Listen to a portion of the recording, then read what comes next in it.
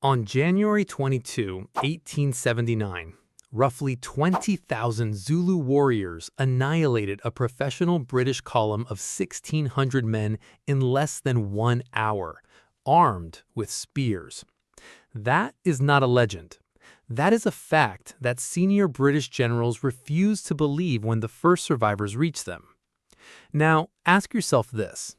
What happens when you take those exact warriors, the same discipline, the same explosive athleticism, the same zero-fear psychology, and run them through 6 months of Delta Force and SAS training before the battle? Not to replace what made them lethal, to multiply it. The answer will make every conventional military historian deeply uncomfortable. A Zulu warrior in 1879 did not pick up a spear at 18 and call himself a soldier. His training began in boyhood through stick fighting competitions that built reflexes, aggression control, and spatial awareness most modern martial artists spend decades chasing.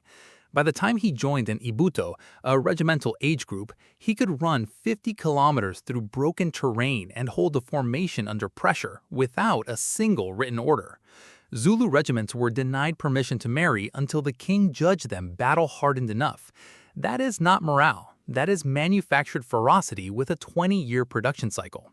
Their primary weapon, the Ikloa, was designed for one purpose: get inside the opponent's reach and drive upward under the ribs. Paired with a cowhide shield used to hook and expose the enemy's left side, it was a close-quarters system of brutal mechanical efficiency. But here is what most people miss. The buffalo horn formation was not just a tactic, it was a command and control architecture. The chest pinned the enemy frontally, while 2 horns sprinted wide to encircle. At Isandlwana, Zulu commanders coordinated a 5-mile front with 0 radios and 0 written signals. They solved the coordination problem that breaks most armies using nothing but pre-drilled instinct. What happens when you hand it a modern kill chain? The battlefield where this upgrade gets tested is not abstract.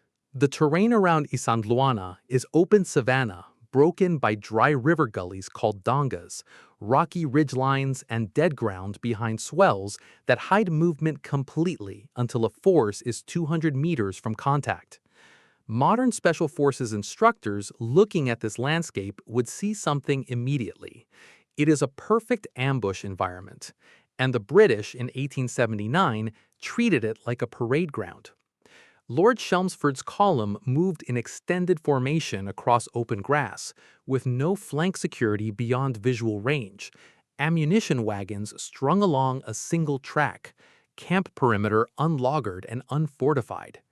6 months of SF training would teach 100 Zulu fighters exactly how to exploit every one of those mistakes, not by changing the imbondo zankomo geometry, but by adding 3 layers on top of it: deliberate pre-battle reconnaissance, coordinated fire suppression before the assault, and a disengagement plan if the chest stalls.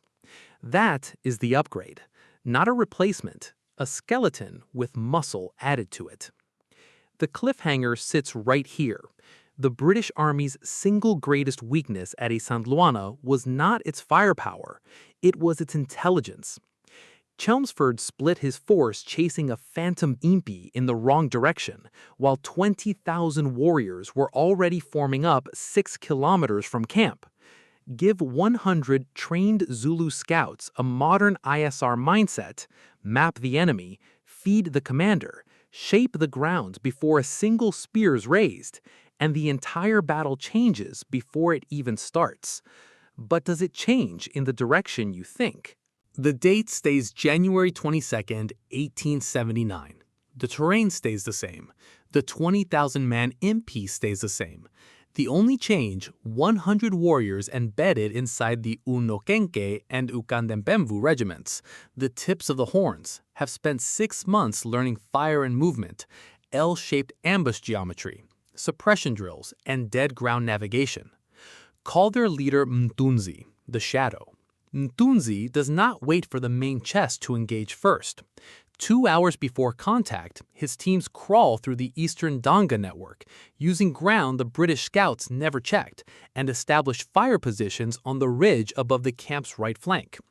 No weapons the British don't already know about, just disciplined use of the captured rifles the Zulu already carried in 1879 but fired poorly.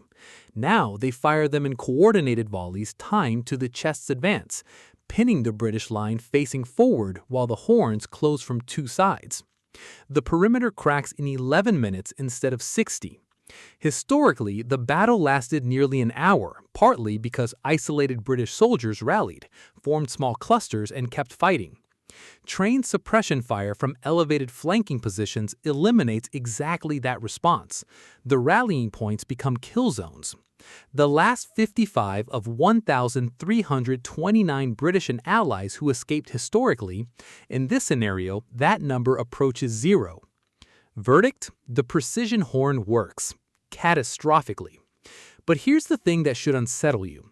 The British don't just lose faster. They lose so completely and so quickly that no survivor reaches Rorke's Drift in time to warn the garrison.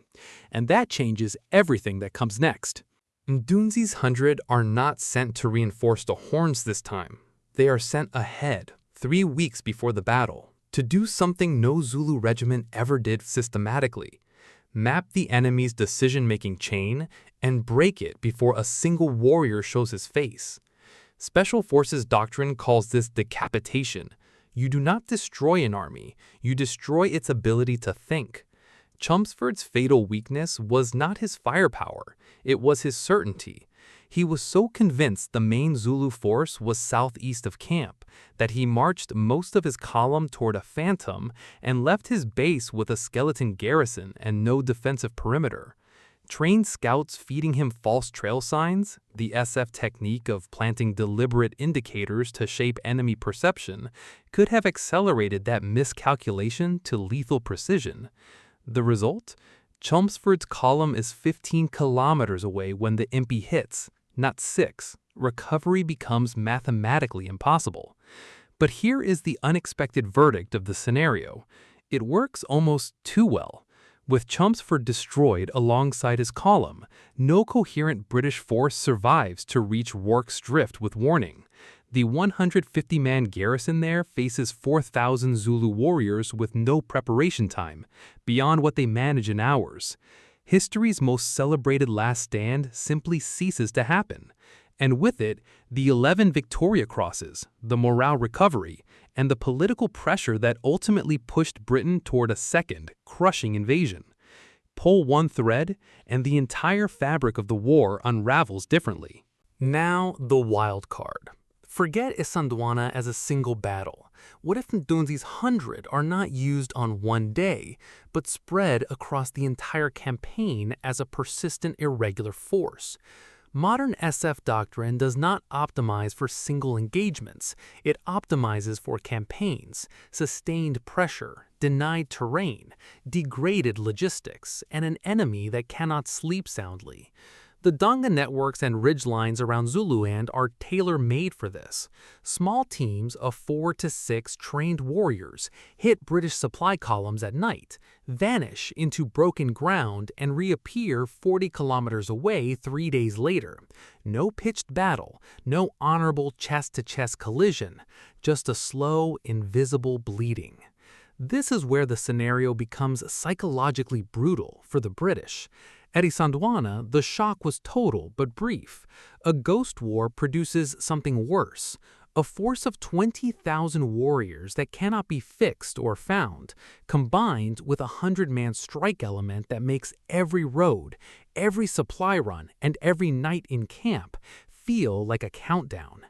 Chelmsford's reinforcements arrive in March 1879 to find not a war of set-piece battles, but an environment where columns disappear in pieces, and no position feels safe after dark. Verdict: the Ghost War does not end with a Zulu triumph at Ulundi in July. It ends with a British army requesting terms it never imagined requesting in 1879, not because it was destroyed, but because it was exhausted, confused, and unable to bring its overwhelming firepower to bear against an enemy it could never quite see. And that outcome, a negotiated withdrawal, would have redrawn the map of southern Africa entirely. 3 scenarios, 3 different outcomes. but strip them down and the same underlying truth surfaces every time. The Zulu did not lose the war because they lacked courage or numbers. They lost because the British could absorb a catastrophic defeat, flood Zululand with reinforcements, and return with Gatling guns and artillery that turned the final Battle of Ulundi into a slaughter. Roughly 6,000 Zulu dead against 10 British killed. No tactical upgrade fixes that arithmetic alone. What the SF training actually changes is the window of opportunity. The precision horn closes Isandlwana faster and more completely, denying Britain its works-drift morale recovery. But Britain still returns. The decapitation scenario forces a political crisis in London that might pause the invasion, but the empire does not negotiate from shame, it doubles down. Only the Ghost War attacks the one thing Britain genuinely cannot replace in theater: time, patience, and the political will to sustain an invisible, bleeding campaign with no decisive battle to point at. Here's the counterintuitive conclusion. The single greatest gift modern SF training gives the Zulu is not how to fight harder, it is knowing when not to fight at all. The overall winner across all three scenarios is the Ghost War, and the reason exposes something that cuts far beyond 1879. The Zulu at Isandlwana were already among the most effective conventional warriors on Earth. Adding modern special forces tactics on top of that base does not make them 10 times deadlier in pitched battle. It makes them a completely different kind of problem for the British Empire to solve. Isandlwana proved that African warriors could destroy a European column in open battle. A trained, persistent, irregular campaign would have proved something the empire feared far more, that it could never truly hold territory it could not pacify. That is not a military problem. That is a political one. And political problems in 1879 London, with Disraeli's government already wobbling under public scrutiny, had the power to end wars the army was still winning on paper. The Zulu kingdom was eventually annexed in 1887. Not because the Zulu stopped fighting, but because the war fractured their internal unity, and the British systematically divided the kingdom into competing chiefdoms after Ulundi. Umtunzi's 100 could not have stopped that entirely, but they could have made the cost high enough and the timeline long enough that the story of Southern Africa reads very differently today. So here is the question worth sitting with. If 100 trained fighters could potentially derail an empire's campaign, what does that tell you about every modern conflict where a superpower has faced a smaller, faster, invisible enemy and somehow still lost?